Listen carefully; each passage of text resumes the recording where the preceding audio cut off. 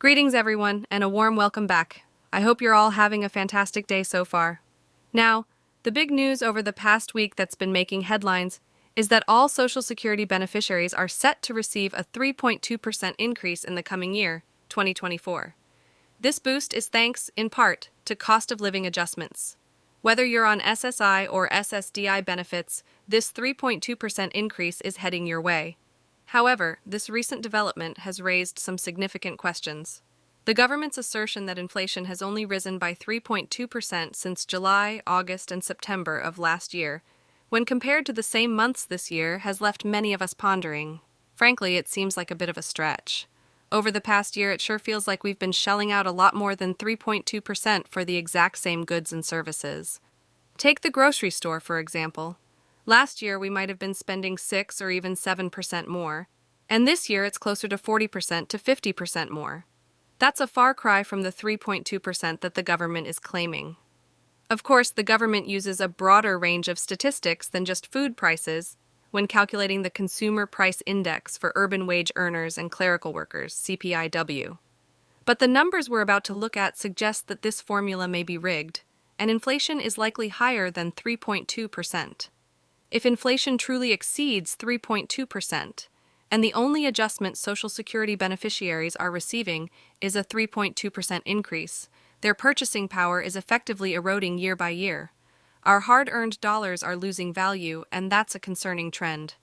Before delving into the main content of today's discussion, I'd appreciate it if you could take a moment to give this video a like. It goes a long way in helping us out with the YouTube algorithm. And if you haven't already, consider subscribing to my channel. Now, as I mentioned earlier, the claim that inflation has only risen by 3.2% doesn't seem to align with our real-life experiences. In the comments section below, let me know if your expenses have only increased by 3.2% from last year to this year. Many of us have seen costs surge by more than 3.2%, perhaps even 10% or more.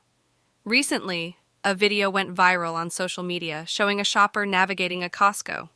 What's remarkable about this video is that it provides concrete evidence of price increases.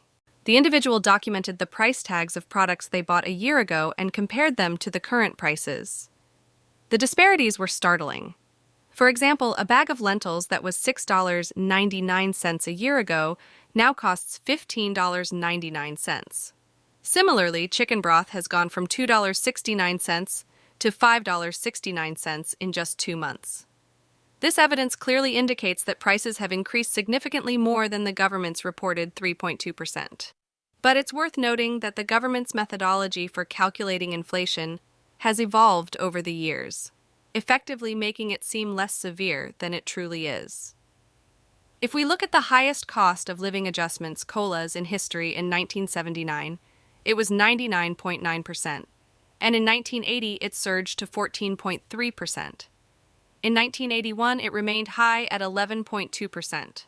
Last year's COLA was 8.7%, but if the formula hadn't changed, it could have been much higher, possibly around 20%.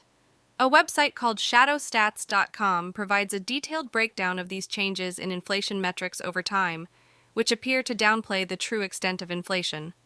For instance, they altered the formula in the 1980s and again in the 1990s to make inflation seem less severe than it actually was.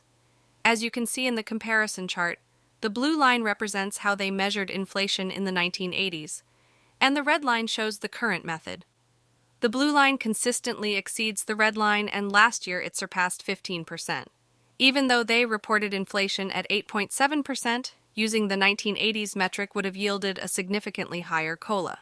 The 1990s metric also suggests inflation much higher than the reported 8.7%.